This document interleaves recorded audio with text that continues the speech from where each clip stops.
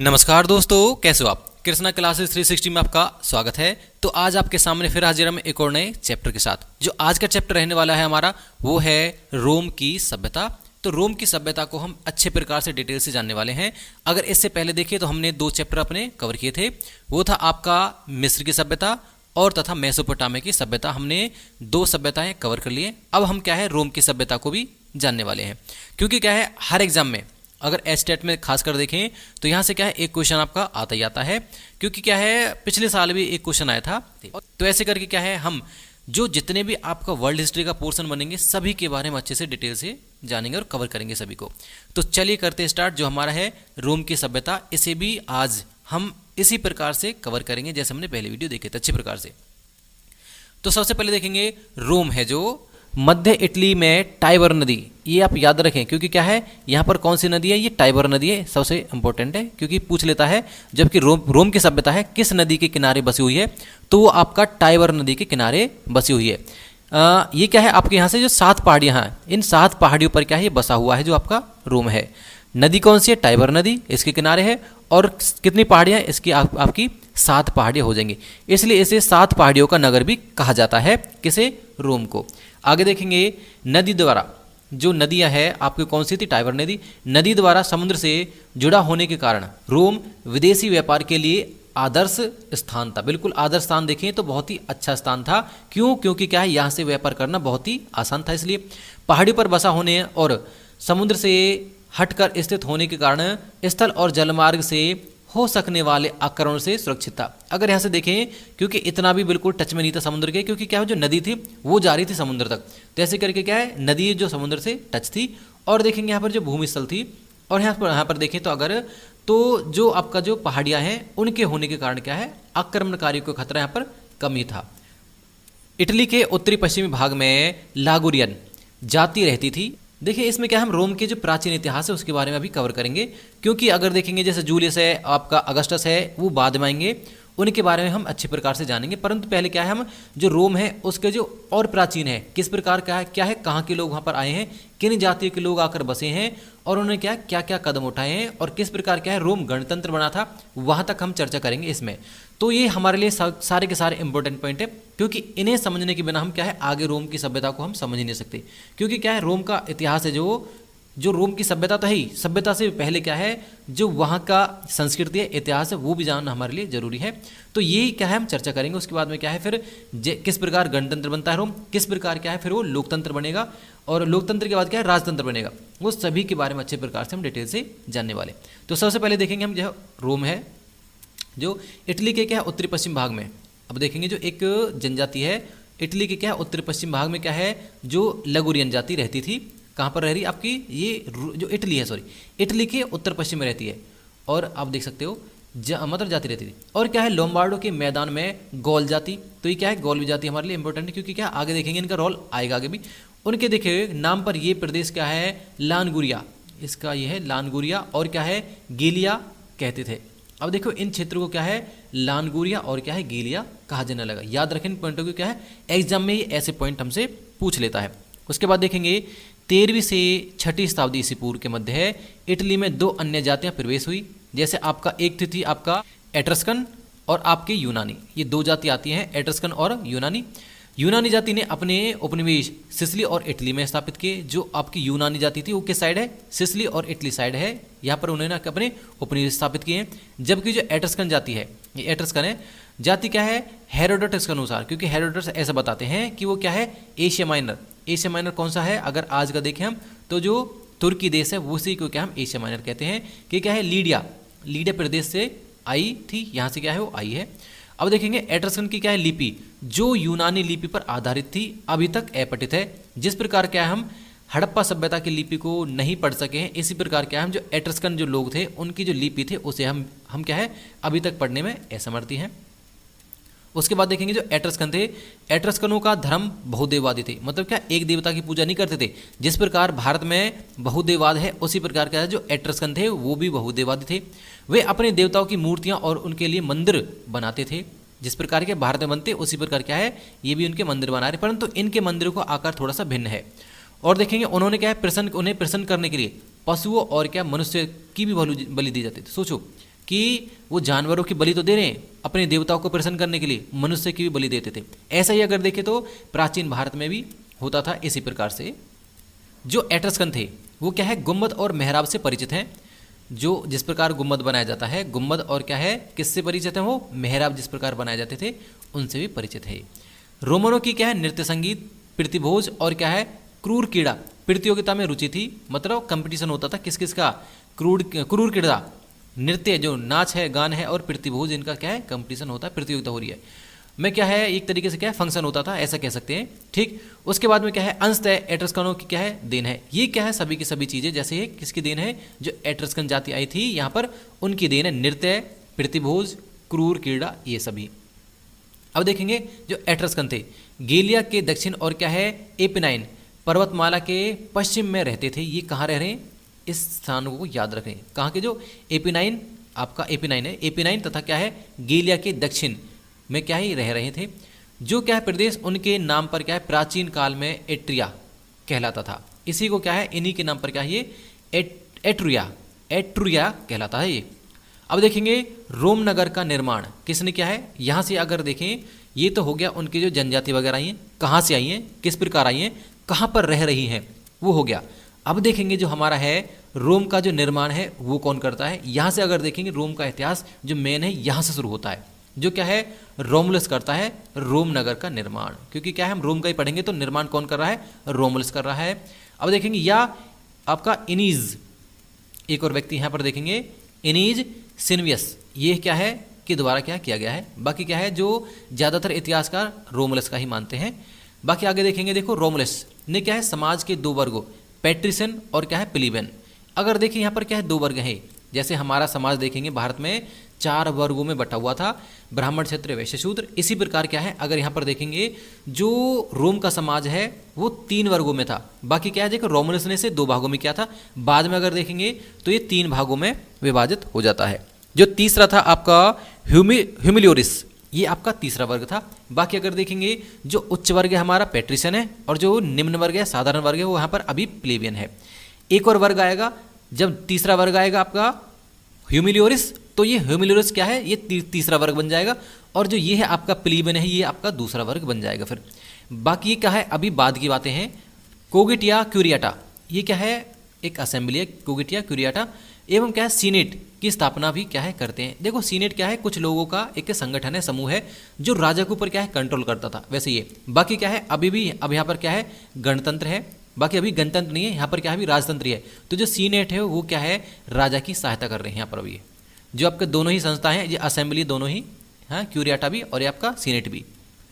अब देखिए, देखो मार्सियस के उपरांत, मतलब मार्सियस के बाद में क्या है, रोम का एट्रस्कन राजाओं ने राज्य किया। इसके बाद देखो जब मार्सियस आता है, मार्सियस के पतन के बाद में, अंत के बाद में क्या है, जो एट्रस्कन जाति के जो लोग थे वो यहाँ पर क्या है, राज्य करते हैं। यहाँ से देखें एट्रस्कन राजाओं में जूलियस तार्किनियारा, ये एक व्यक्ति है जो क्या है एट्रस्कन जाति का ही है। ये क्या है, पहला शासक बनता है। उसने क्या है, सर्कस मैक्सिमस, ये एक खेल का मैदान है, जो सर्कस मैक्सिमस है, ये खेल का मैदान है, बनवाया किसने, इसी ने व्यक्ति ने। और क्या है, सिंचाई की व्यवस्था भी इसने अच्छे प्रकार से की थी। इसके बाद देखेंगे तार्किनियस है, जो क्या है, सुपरवस का कहते हैं घमंडी को, घमंडी कहा जाता था। और क्या है, बड़ा ही अत्याचारी सिद्ध हुआ बाद में। फिर देखेंगे जिसे क्रुद्ध होकर, जिससे क्या है, जो जनता है क्रुद्ध हुई है और इसकी क्या है, हत्या कर देती है, इसे मार देती जनता ही। फिर बाद में देखेंगे 510 की बात है, तो 510 में रोम है जो, रोम को गणतंत्र घोषित कर दिया जाता है। क्योंकि क्या है, इसके बाद में क्या है, कोई भी राजा नहीं हुआ है। जो आपका कौन सा तार्किनियस था, इसके बाद में कोई भी राजा नहीं हुआ है। क्योंकि क्या है, ये अत्याचारी था। अब क्या है, राजा किसे बनाए, किसी पर भरोसा नहीं था, तो इसलिए क्या है, यहाँ पर अब गणतंत्र आ चुका है। एक क्वेश्चन यहाँ से बनता ही बनता है कि रोम में गणतंत्र व्यवस्था कब शुरू हुई थी। तो आपका है 510 ईस्वी पूर्व में। राजा के बारे में वैसे कम पूछता, परंतु क्या है, सन पूछ लेता जरूर, क्योंकि क्या है 510 ईस्वी पूर्व में क्या है, यहाँ पर गणतंत्र घोषित हो चुका था रोम में। उसके बाद देखेंगे एट्रस्कन नामक इस अनार्य जाति को रोम के लोग टस्की कहते थे। जो कौन से लोग थे, आपके जो एट्रस्कन थे उन्हें लोग क्या है, टस्की कहते थे उस समय पर रोम के। फिर देखेंगे विलानोवान संस्कृत को एट्रस्कन संस्कृति की जननी या पूर्वगामी माना जाता था। तो यहाँ पर क्या है, जो विलानोवान है संस्कृत को ये क्या कह रहा है कि एट्रस्कन संस्कृत की जननी या पुरोगामी मानता है। अब देखेंगे गणतंत्र युगीन रोम में राजा के स्थान पर 2 मजिस्ट्रेट अथवा क्या है काउंसिल नियुक्त होने लगी।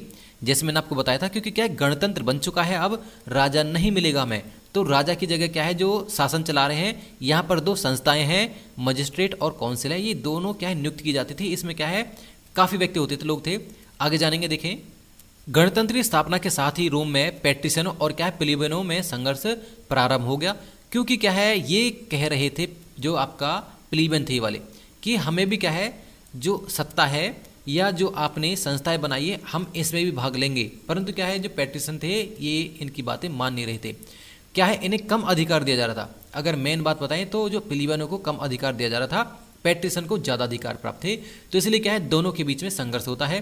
फिर बात आती है 390 ईस्वी पूर्व में रोम पर गौलों जो आपको गाल है, गालों ने आक्रमण कर दिया और रोम को भस्मीभूत कर दिया। एक तरीके से क्या है देखें बिल्कुल तहस नहस कर दिया। हाँ, उसके बाद देखेंगे कार्थेज। कार्थेज भूमध्य सागर में स्थित एक द्वीप है। जो कार्थेज क्या है भूमध्य सागर का ये द्वीप है एक। रोम के उत्कर्ष से पूर्व तक कार्थेज तत्कालीन संसार के सबसे समृद्ध नगरों में से एक माना जाता था। जब रोम नहीं बना था उससे पहले देखेंगे तो देखिए पूरे विश्व में क्या है ये जो नगर था सबसे समृद्ध माना जाता था ये नगर, इसे भी याद रखें जो कार्थेज आपका नगर था। उसके बाद देखेंगे रोमनों को कार्थेज के व्यापारिक प्रभुत्व तथा समृद्धि के से क्या है ईर्ष्या थी। जो रोमन थे रोमनवासी थे, ये कार्थेज है सही कर लेना। देखो जो रोमनों को कार्थेजों से परेशानी थी। क्यों परेशानी? क्योंकि क्या है वो ज़्यादा से ज़्यादा उन्नति प्राप्त कर रहे थे, व्यापार उनका बहुत अच्छा चल रहा था और वो क्या है समृद्धि कर रहे थे, बिल्कुल अच्छे से डेवलप कर रहे थे, मस्त बिल्कुल। उसके बाद देखेंगे इस कारण दोनों के बीच में क्या है संघर्ष हो मतलब पैदा हो जाता है, युद्ध होते हैं दोनों के बीच में।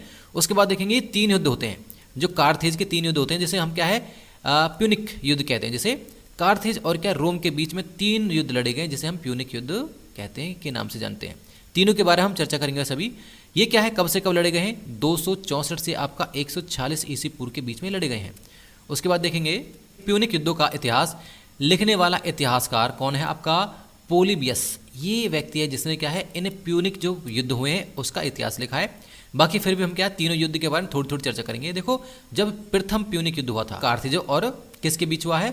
वो आपका रोम के बीच हुआ है। तो कार्थेजो को क्या हराकर रोम ने विजय प्राप्त की। पहले में क्या है कौन हार गया है? आपका कार्थेज हार चुके थे, रोम जीत गया है। दूसरे में देखेंगे तो दूसरे प्यूनिक युद्ध के प्रारंभ में जब शुरू होता है कार्थेजो ने रोम को 2 बार पराजित किया था, किंतु अंत में जामा ये युद्ध था, यह जामा का युद्ध है। जामा के निर्णायक युद्ध के बाद कार्थेजो को फिर से क्या है रोम के साथ संधि करनी पड़ी। मतलब देखें तो दूसरे युद्ध में भी क्या है कार्थेज थे वो हारे गए थे। उसके बाद देखेंगे तीसरे प्यूनिक युद्ध में रोमनों के ने क्या है कार्थेजो के भव्य विशाल नगर को क्या है ध्वस्त कर दिया। इस प्रकार देखेंगे तो जो रोमनवासी थे उन्होंने कार्थेजो को बिल्कुल ही नष्ट कर दिया है। उसके बाद देखेंगे रोम में 133 ईस्वी पूर्व से 27 ईस्वी पूर्व तक 5 अधिनायक ने शासन किया है। मतलब देखें तो 5 अधिनायक यहाँ पर आते हैं। उसके बाद देखेंगे हम फिर जूलियस सीजर आ जाता है 27 ईस्वी पूर्व से ही। उसके बाद देखेंगे कौन कौन थे सभी के बारे में अच्छे से चर्चा करेंगे। देखो फिर आपका टाइबेरियस है और यहाँ से देखिए जब पहला बना था कौन था? टाइबेरियस था, जो 133 ईस्वी पूर्व में ही बना था टाइबेरियस। हमने बताया आपको कि 5 अधिनायक बन चुके हैं 133 से 27 ईस्वी पूर्व तक। पहला कौन है? आपका टाइबेरियस है जो 133 ईस्वी पूर्व में क्या है पहला ट्रिब्यून बना है। टाइबेरियस के बाद में क्रम से कायस, बेकस, मारियस, सुल्ला और क्या है जूलियस सीजर अधिनायक बने। जैसे मैंने आपको बताया था 5 बने थे, तो आप गिन सकते हो ये दूसरा है, तीसरा है, चौथा है और 5वां है। पहले हमने देखा था आपका टाइबेरियस था। तो इस प्रकार क्या 5 अधिनायक बनते हैं और 5वां कौन होता है? जूलियस सीजर होता है। वो देखते हैं किस प्रकार क्या है गणतंत्र से राजतंत्र बना लेता है। बाद में देखेंगे आगे रोम के क्या 3 प्रमुख सेना नायकों कौन कौन से थे? आपका पॉम्पी था, क्रेसस था और आपका सीजर ने मिलकर क्या है 59 ईस्वी पूर्व में प्रथम ट्राइबरेट जिसे हम त्रिगुट कहते हैं की स्थापना की है। इन्होंने क्या है तीनों ने मिलकर शासन चलाया है। ये गद्दी पर कब बैठा है? ये तीनों ही गद्दी पर नहीं कह सकते, एक तरीके से क्या तीनों मिलकर शासन चला रहे हैं। कब से कब तक? ये क्या है 59 ईस्वी पूर्व में क्या है शासन चलाते थे। इनमें से आगे चलकर सीजर सर्वा मतलब बन गया है। देखेंगे तो देखो सीजर और क्या है आपका जो पॉम्पी है इसके बीच में युद्ध होता है। उसके बाद में क्या है सीजर इसमें जीत जाता है। तो ऐसे करके क्या है सीजर फिर क्या बन जाता है? इनमें सबसे सर्वा बन जाता है इसका। फिर देखेंगे जूलियस सीजर का क्या है 90 ईस्वी पूर्व में क्या है जन्म। देखो कुछ इतिहासकार कहते हैं कि 100 ईस्वी पूर्व में होता, बाकी क्या है ज़्यादातर कहते हैं जो 90 ईस्वी पूर्व में इसका जन्म हुआ है। तथा क्या 58 ईस्वी पूर्व में गाल का गवर्नर बना है। 58 ईस्वी पूर्व में क्या है जो गाल है जो क्षेत्र है उसका गवर्नर बनता है। फिर 48 ईस्वी पूर्व में वह रोम का अधिनायक बन जाता है। तो 48 ईस्वी पूर्व में रोम का अधिनायक बन गया है। उसके बाद देखेंगे पोम्पी की पराजय के बाद सीजर ने कहा मैं आया, मैंने देखा, मैंने जीत लिया। ये कोटेशन है किसके द्वारा की गई है, जो सीजर द्वारा की गई है ये कोटेशन। उसने कहा एक तरीके से उसका वचन है या बोल है। तो पोम्पी की पराजय के बाद जो ये वचन कहता है, तो मैं आया, मैंने देखा, मैंने जीत ली है। एक कुशल इतिहास लेखन के रूप में सीजर ने ऐतिहासिक ग्रंथों की रचना की। उसके ग्रंथ कौन कौन से देखेंगे आप देख सकते हैं, गाल के युद्ध और क्या है गृह युद्ध। इसकी ये रचना है, ये किसकी, आपकी सीजर की रचना है। गाल के युद्ध और गृह युद्ध इसकी रचना हो जाएगी। उसके बाद देखेंगे जूलियस सीजर को उसके क्या ईर्ष्यालु मित्र ब्रूटस और कैसियस ने 15 मार्च 44 ईस्वी पूर्व में को क्या छुरा घूप कर मार डाला था। यहाँ से अगर देखें तो कहानी शुरू हो जाती है। बिल्कुल अब एक स्टोरी सी है ही, उसके पहले क्या हमने जो भी देखा था बाकी क्या है वो याद करने के लिए, परंतु क्या है यहीं से क्या है अब कहानी शुरू हो जाती है कि किस प्रकार देखेंगे जो आपका जूलियस था वो तीनों में से जो मैंने आपको बताया था, हमने तीन ऊपर देखे थे, तीनों में से क्या है पोम्पी था। पोम्पी को हराकर क्या है जूलियस सीजर क्या है बन जाता है, सर्वसर्व बन जाता है, गद्दी पर बैठ जाता है। अब देखो जो पोम्पी है उसने क्या है चालाकी से, ये पोम्पी ने मरवाया था, अगर देखें जो आपका जूलियस सीजर है उसकी क्या है छुरा घोंप कर क्या है हत्या करवा दी जाती है। हत्या कौन कौन करता है इसका, ब्रूटस और कैसियस इसकी हत्या कर देते हैं। किसकी, आपकी जूलियस और सीजर की। ये पोम्पी के अनुयायी थे, मैंने आपको बताया कि ये पोम्पी के साथी हैं जो किसकी हत्या कर देते, जूलियस सीजर की हत्या कर देते। अब देखेंगे इसका बदला कौन लेगा, इसकी बहन का पोता वो बदला लेगा इससे, जिसे हम क्या है अगस्टस कहते हैं या ऑक्टिवेन कहते हैं, वो बदला लेगा। देखेंगे किस प्रकार कहानी बताएंगे अभी, पहले थोड़ा सा और जान ले। देखो जूलियस सीजर ने जूलियस सीजर पांचांग कहें तो कैलेंडर है वो शुरू किया है, ये भी याद रखें। जूलियस सीजर ने क्या है देश का पिता की उपाधि धारण की थी। सोचो इसने क्या है देश का पिता, भाई आपसे पूछ लेगा एग्जाम में कि देश के पिता की उपाधि किसने धारण की है, तो आपका जूलियस सीजर ने ही देश के पिता की उपाधि धारण की है। उसके बाद देखेंगे इसने अपने नाम के सिक्के भी चलाए थे, ये भी याद रखें जूलियस सीजर ने ही अपने नाम के सिक्के चलाए हैं। तथा इसने किसकी उपाधि धारण की है, इसने देश के पिता की उपाधि धारण की है। उसके बाद देखेंगे जूलियस सीजर की हत्या के बाद पैदा हुई अव्यवस्था के दौर में दूसरा क्या है ट्रायमविरेट जो आपका त्रिगुट था की स्थापना की गई है। फिर इसमें कौन कौन शामिल है, इसमें आपका ऑक्टिवियन है जिसे हम अगस्टस कहते हैं, ये वो हाँ ऑक्टिवियन है। उसके बाद देखेंगे ये ना जूलियस सीजर का दत्तक पुत्र या कहें तो इसकी बहन का पोता था ये मार्क एंटोनी और आपका क्या है लेपिडस। ये तीन क्या है त्रिगुट बनता है। फिर देखो इतिहास अपने आप को दोहराता है, ये हमें यही पता चलेगा। देखो जैसे हमने देखा था आपका जो जूलियस सीजर है वो किस प्रकार क्या है अपने ही मित्र का शिकार हो जाता है, पोम्पी था जो उसका शिकार हो जाता है, उसे क्या है जूलियस सीजर को उसी का दोस्त मरवा देता है। यहाँ पर भी क्या है इसी प्रकार से इतिहास दोहराया जाएगा। देखिए जैसे जूलियस सीजर इन तीनों में से जो उसके दोस्त थे, तीन थे, त्रिगुट बना था जूलियस सीजर का। और देखेंगे जो पोम्पी है और एक और था, तो वहाँ से देखा हमने कि किस प्रकार क्या है जो जूलियस सीजर था इन तीनों में से आगे निकल आया और क्या है बाद में इसकी पर हत्या करा दी जाती है, वो बात अलग है। परंतु यहाँ पर क्या है इसी प्रकार यहाँ पर फिर देखो त्रिगुट बनता है। मैंने आपको बताया इतिहास अपने आप को दोहराता है, तो फिर से क्या है त्रिगुट बनता है। किस किस का बनता है, आपका ऑक्टिवेन का, मार्क एंटोनी और क्या है लेपिडस। इसके बाद में क्या है लेपिडस को हटा दिया जाता है, हाँ ये अपना आप ही वैसे हट जाता है। बाकी उसके बाद देखेंगे जो मार्क एंटोनी है तथा ऑक्टिवेन या अगस्टस के साथ इसका फिर युद्ध होता है, जिसमें क्या है मार्क एंटोनी मारा जाता है, हार जाता है। उसके बाद में क्या है ऑक्टिवेन फिर क्या है शासक बन जाता है। आगे देखेंगे ट्रायमविरेट के सदस्य मार्क एंटोनी मिस्र की खूबसूरत रानी क्लियोपेट्रा के प्रेम में डूब गया। अब यहीं से तो कहानी शुरू होती है कि जो आपका कौन है मार्क एंटोनी है वो किसके प्रेम में डूब जाता है, वो आपका क्लियोपेट्रा के प्रेम में डूब जाता है। अब हम बताते हैं आपको कहानी क्लियोपेट्रा की कि किस प्रकार क्या है क्लियोपेट्रा रोम की, अगर देखिए रोम की शासिका तो नहीं बनती, परंतु क्या है रोम के जो राजा थे उन्हें किस प्रकार फंसाती है। और देखेंगे वो मिस्र की रानी किस प्रकार बनती है। तो कहानी शुरू होती है क्लियोपेट्रा की। तो देखेंगे जब सिकंदर कहाँ पर? मिस्र पर आक्रमण करता है, क्योंकि हमने देखा था मिस्र पर सिकंदर का आक्रमण होता है। तो मैंने आपको बताया था, याद रख लेना, उस समय ही जब आपको मैंने पिछला चैप्टर बताया था, वहीं पर मैंने कहा था वहाँ की एक रानी होती है क्लियोपेट्रा। मैंने ये बताया था आपको, क्योंकि क्या है, ये चैप्टर आपका दो देखिए सभ्यताओं से कनेक्ट होता है, आपका मिस्र भी और रोम भी। तो आपको रोम में हम ज़्यादा बताएंगे, क्योंकि क्या है वहाँ आपको अच्छे से समझ में आएगा। क्योंकि क्लियोपेट्रा का देखें मिस्र में, वहाँ पर ज़्यादा रोल हमें नज़र नहीं आया, परंतु क्या है रोल तो है, परंतु अगर वहाँ सभ्यता हमने पढ़ा था वहाँ पर क्या है क्लियोपेट्रा का ज़्यादा जिक्र नहीं है, परंतु यहाँ पूरा पूरा जिक्र है। अब देखते हैं, सबसे पहले हम बताएंगे आपको जो सिकंदर की जो मृत्यु के बाद में क्या है, जो सिकंदर का एक जनरल होता है, सेना का जनरल होता है, जिसका नाम होता है टॉलेमी। तो टॉलेमी वहाँ का शासक बन जाता है, टॉलेमी को जो सिकंदर है वहाँ का शासक बना देता है। तो इसी प्रकार क्या है, Ptolemy first, Ptolemy second, third, fourth, इसी प्रकार क्या है टॉलेमी 12th मतलब 12 तक ये सीरीज ऐसे पहुंचती है। और टॉलेमी जो 12th है उसकी पुत्री होती है कौन? क्लियोपेट्रा।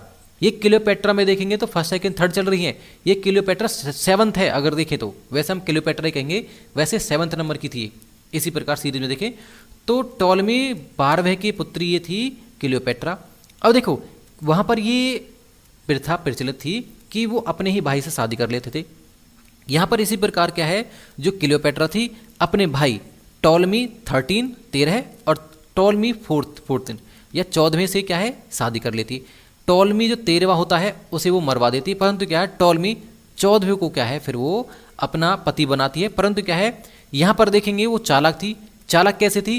क्योंकि वहाँ पर एक लाइब्रेरी उसने बनाई थी, हमेशा क्या है वो वहीं पर पढ़ी रहती थी। पढ़ने का मतलब क्या, वहीं पर पढ़ती रहती थी। और क्या है उसे 9 भाषाओं का ज्ञान था। देखिए क्योंकि क्या है उसने जो भी बड़े बड़े साहित्यकार थे उनकी क्या है प्रत्येक उसने किताब लगभग देखिए तो ज़्यादातर उसने क्या है किताबें पढ़ रखी थी। और क्या है वैसे भी वो चालाक थी और खूबसूरत कहीं तो थी, परंतु क्या है जो मिस्रवासी थे इसे इतना खूबसूरत नहीं बताते थे, परंतु चालाक जरूर बता रहे हैं वहाँ के जो इतिहासकार हैं। बाकी कहीं तो अगर इतिहास में लिखा है तो हम तो खूबसूरत मानेंगे इसे, क्योंकि क्या है ज़्यादातर बुकों में यही वर्णन किया गया है। उसके बाद में क्या है कोई भी शासक कहें जो वहाँ के मंत्री थे, क्योंकि क्या है जो टॉलेमी था, टॉलेमी 14वां था, वो क्या है अभी 10 साल का था और वो 14-15 साल की है। तो यहाँ देखेंगे कि कोई भी शासक या कोई भी देखेंगे जो मंत्री था ये नहीं चाहता था कि एक महिला शासिका हम पर शासन करे। तो ऐसे में क्या है उसे किसी प्रकार से क्या है राज्य से बाहर निकाल दिया जाता है, मतलब उसे कहें तो राज्य से बेदखली कर दिया जाता है। वो क्या है चालाक तो थी और वो ऐसे थोड़ी रहेगी। ऐसे में क्या है वो एक तलाश में थी कि किसी प्रकार से मुझे ये शासन मिल जाए। तो ऐसे में क्या है वो अपनी सेना भी तैयार करती है, परंतु सेना से क्या है काम नहीं चलने का। उसके बाद में जाती है वो रोम। रोम जाने के बाद में क्या है फिर वो मार्क एंटोनी को किसी प्रकार फंसा लेती है। किस प्रकार फंसाती है?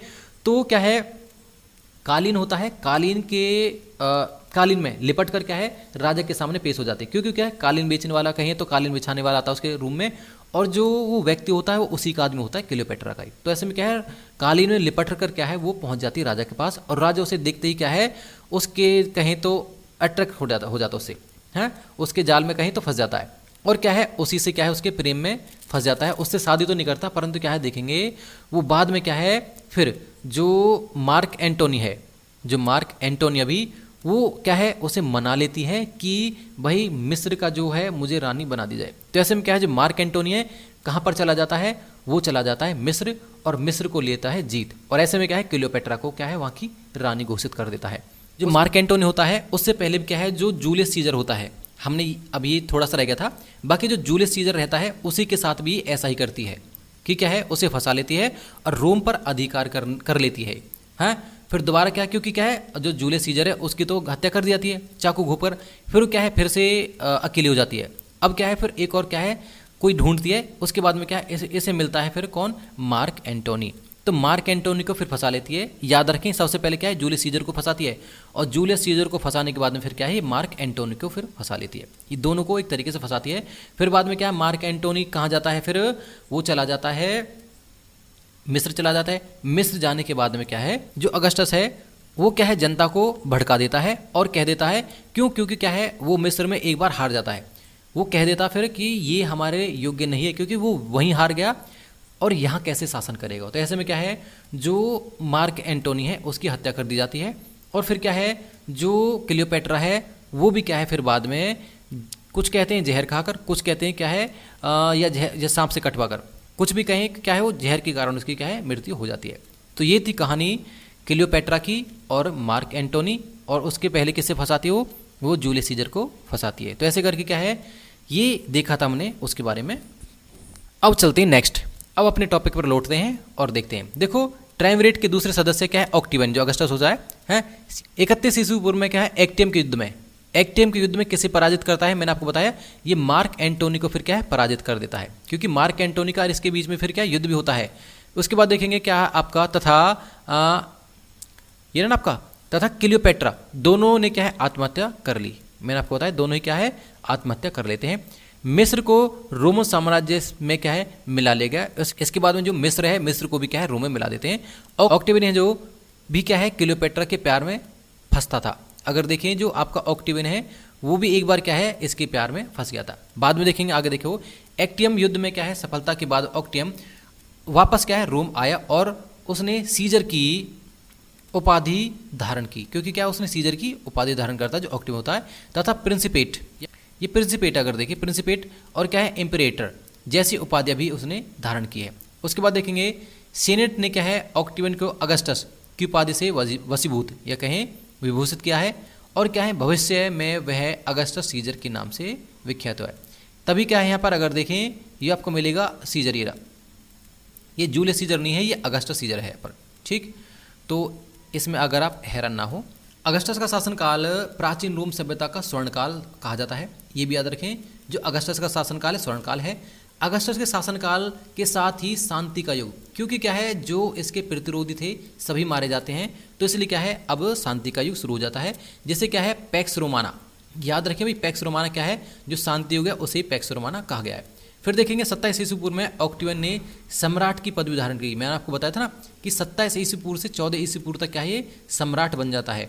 उसके काल से ही रोम में सम्राट पूजा की प्रथा भी शुरू हो जाती है, मतलब जो राजा होता है उसकी पूजा भी करने लगे लोग।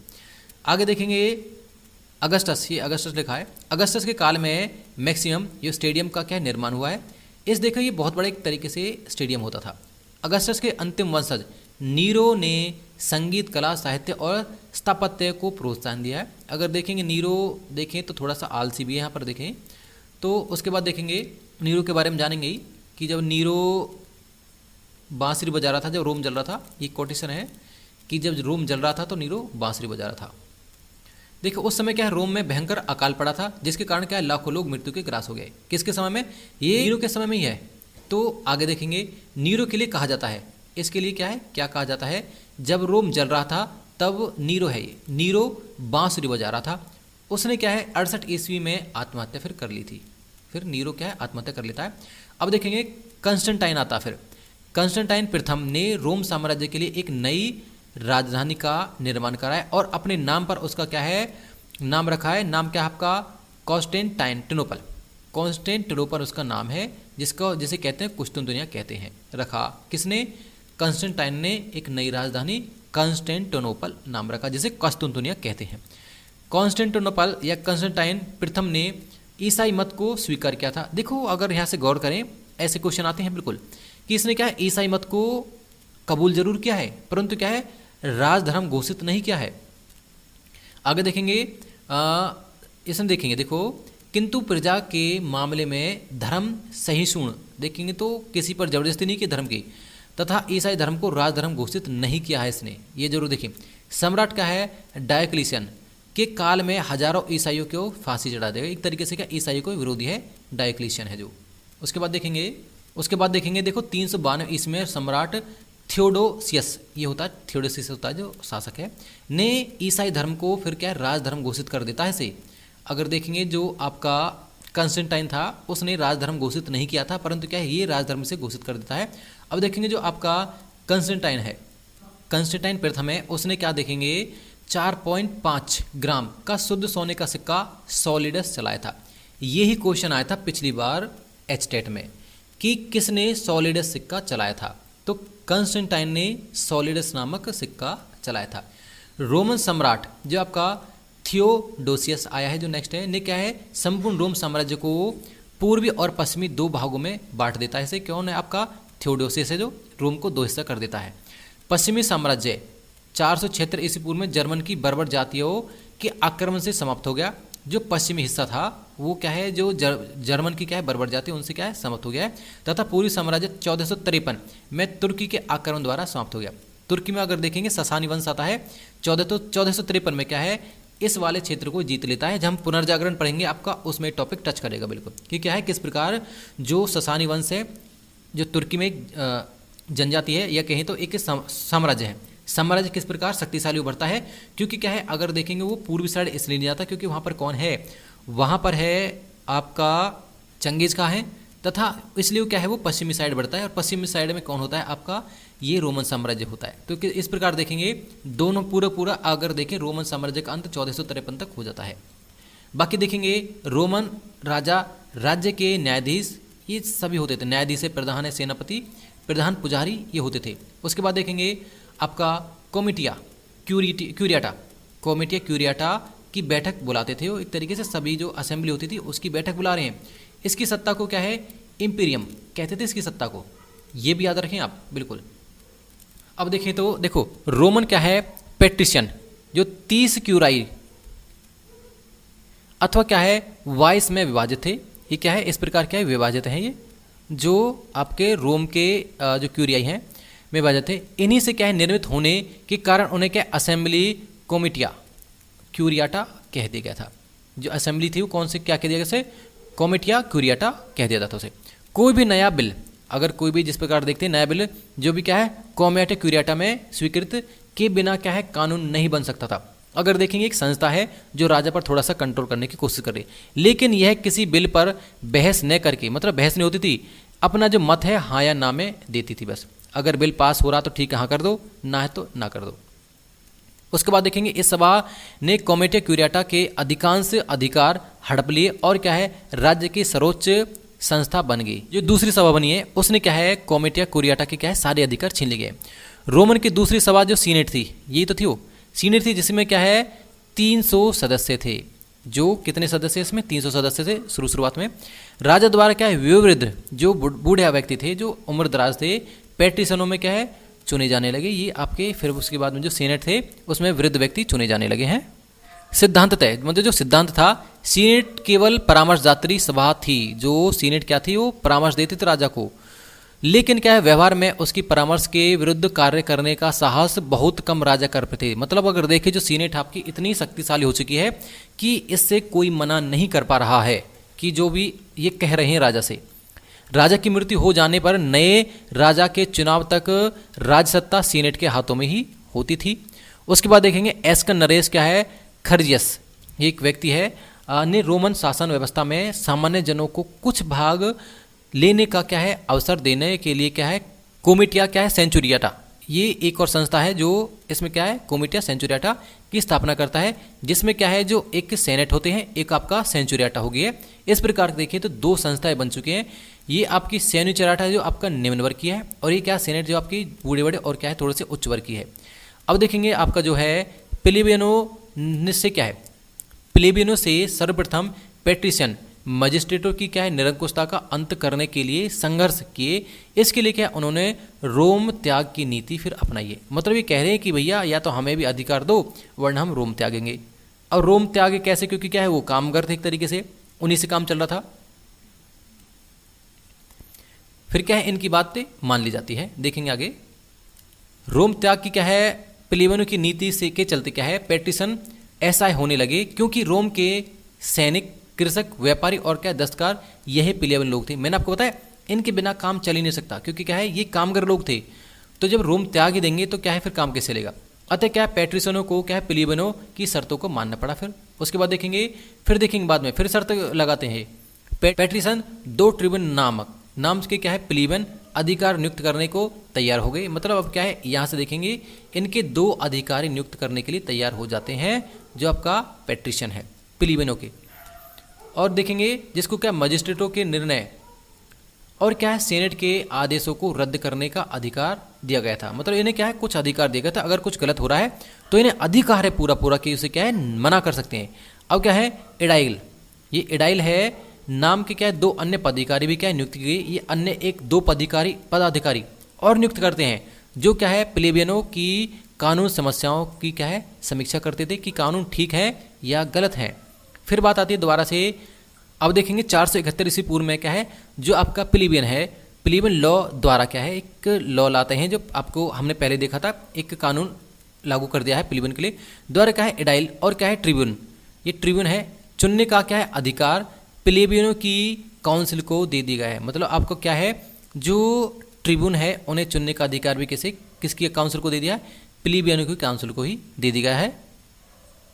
उसके बाद देखिए फिर बात आती है 451 ईस्वी पूर्व में पैट्रिशनों को क्या है मजबूर करके क्या है प्लेबियनों ने कानून को प्रकाशित करने में सफलता प्राप्त कर ली। ये कानून क्या है 12 पट्टियाँ, ये कानून जो थे 12 पट्टियाँ कहलाते हैं। ये क्वेश्चन भी इस बार आ सकता है कि 12 पट्टियों का कानून क्या था, जो आपका जो प्लेबियन को कानून था जिसमें उन्होंने सफलता प्राप्त की थी वो था आपका 12 पट्टियों का कानून। या हो सकता है पूछ ले कि ये किस सभ्यता से संबंधित है 12 पट्टियों का कानून।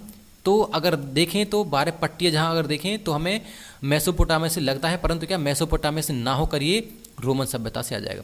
फिर देखेंगे 449 ईस्वी पूर्व में प्लेबियनों ने फिर से रोम त्याग की धमकी देकर आपका वेलेरियो और होरेसियन कानून द्वारा अपनी काउंसिल को सब नागरिकों के लिए कानून बनाने के लिए और हर नागरिकों को मजिस्ट्रेटों के विरुद्ध जनता की अपील करने का अधिकार ले लिया। सोचो मतलब क्या है, अब हर किसी के लिए काउंसिल या कानून बनाने का अधिकार ले लिया इन्होंने, मतलब और ज़्यादा शक्तिशाली होते जा रहे हैं। फिर बात आती है 445 ईस्वी पूर्व में क्या प्लेबियन एवं क्या पैट्रिशनों के विवाह संबंध को वैध मान लिया गया। मतलब प्लेबियन और पैट्रिशन आपस में अगर विवाह करेंगे तो क्या है वो गैर कानूनी नहीं होगा। फिर बात आती है आपके 376 ईस्वी पूर्व में 2 काउंसिलों में से एक का क्या है प्लेबियन होना अनिवार्य कर दिया गया। मतलब अगर 2 काउंसिल हैं तो एक तो आपके प्लेबियन रहेगी, दोनों ही क्या है काउंसिल आपका पैट्रिशन नहीं हो सकती थी। सोचो मतलब कहाँ तक चढ़ गए हैं ये। उसके बाद देखें 289 ईस्वी पूर्व की बात आती है जब प्लेबियनों ने फिर से रोमन त्याग, अगर देखें भाई ने तो ये लगा लो हल्ला ही बोल दिया, तीसरी बार कर रहे हैं इस बार। देखो तीसरी बार भी क्या है धमकी देते हैं। परिणाम स्वरूप क्या है आपका हार्टिंशियल लॉ एक और आता है, हार्टिंशियल लॉ द्वारा क्या उनकी सभा को राज्य की सर्वोच्च विधानसभा मान लिया गया। सोचो क्योंकि क्या इतना मजबूर कर दिया है। और क्या है उनके बनाए गए कानून हर हालात में लागू होने लगे, चाहे सीनेट उन्हें अस्वीकार करे या ना करे। सोचो एक तरीके से प्लेबियन थे इतने ऊपर क्या है पहुंच के जो मध्य वर्ग था है। उसके बाद देखेंगे, अब देखेंगे हम इसका समाज देखेंगे, क्योंकि क्या है समाज से यहीं से ज़्यादा क्वेश्चन आते हैं। समाज है आपका, और देखेंगे आपका आर्थिक स्थिति है, राजनीतिक धार्मिक है। राजनीतिक तो खैर हमने देख लिए, बाकी धर्म क्या है इनका, कौन कौन से देवी देवता, सभी के बारे में चर्चा करेंगे। तो सबसे पहले देखेंगे रोमन समाज में एकल परिवार प्रथा प्रचलित थी। मतलब क्या है यहाँ पर एकल परिवार था, जैसे देखें पति पत्नी और बच्चे, ये है आपका एकल परिवार। बाल विवाह प्रथा भी प्रचलित थी। अगर देखें यहाँ पर रोमन सभ्यता में दासों के प्रति बुरा व्यवहार किया जाता था। उसके बाद देखेंगे हॉलेस द्वीप दासों के क्रय विक्रय का प्रमुख केंद्र था। जो हॉलेस द्वीप था वो देख सकते हो क्रय विक्रय का प्रमुख द्वीप है।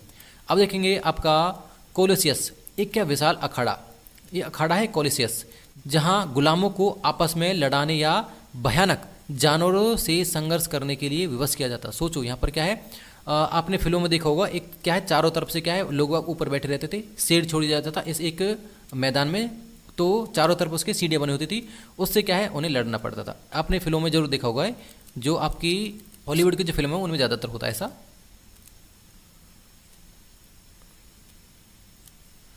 जो रोम लोग क्या है बहुदेववादी थे, हमने वैसे ऊपर देखा था। ये क्या है एक देवता की नहीं अन्य देवता की पूजा करते थे। जैसे देखेंगे रोमा देवी थी जो, वो क्या है रोम नगर की अधिष्ठात्री देवी थी, बिल्कुल पवित्र देवी हैं।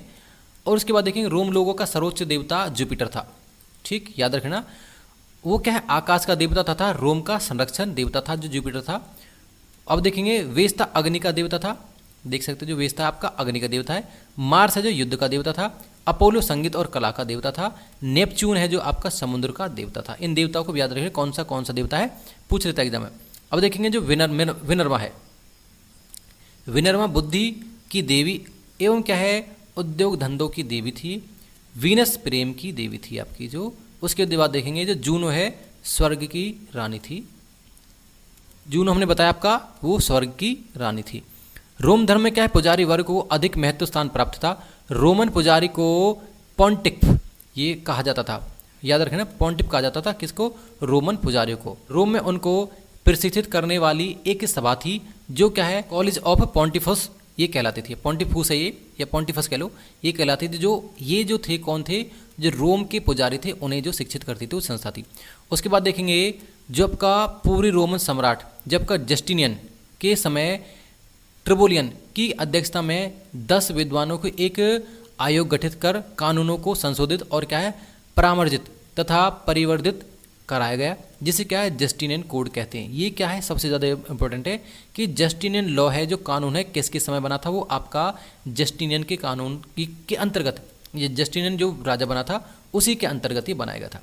उसके बाद देखेंगे गैर रोमन नागरिकों के लिए बनाए गए कानूनों को जूस जेटियम या जूस जेंटियम कहा गया है इन्हें। रोम में न्यायाधीशों को क्या प्रिंटर कहा जाता था जो न्यायाधीश थे। रोम कानून का मुख्य सिद्धांत था कि किसी भी निर्दोष व्यक्ति को अनुचित रूप से दंड नहीं दिया जाना चाहिए, भले ही कोई दोषी व्यक्ति दंड पाने से बच जाए। जिस प्रकार हमारा अगर देखें कानून है भारत का, उसी प्रकार क्या है रोम में उस समय पर कानून था।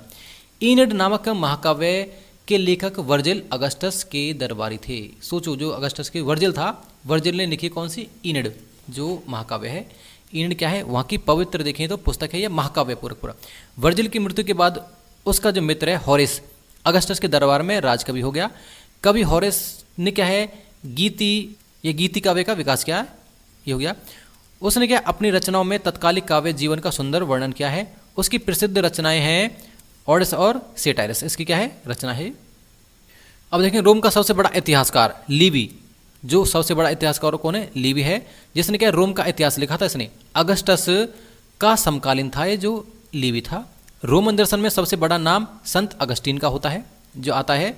रोम सम्राट क्या मार्कस आरेलियस ने क्या है मेडिटेशन नामक पुस्तक में अपने दार्शनिक विचारों को व्यक्त किया तथा स्टोइक मत की व्याख्या की। यहाँ पर देखेंगे तो स्टोइक मत की व्याख्या करता है। रोम में सबसे पहले जूलियस सीजर ने अपने नाम पर कैलेंडर चलाया था। हमने देखा था कैलेंडर सबसे पहले ही चलाता है जो सूर्य पर आधारित था, जिसमें 365 दिन होते थे, याद रख लेना बिल्कुल ये भी। उसके बाद देखेंगे जो आपका जूलियस सीजर के नाम पर ग्रेगोरियन कैलेंडर के 7वें महीने का नाम जुलाई, जो जूलियस सीजर है उसी के नाम पर जुलाई पड़ा है।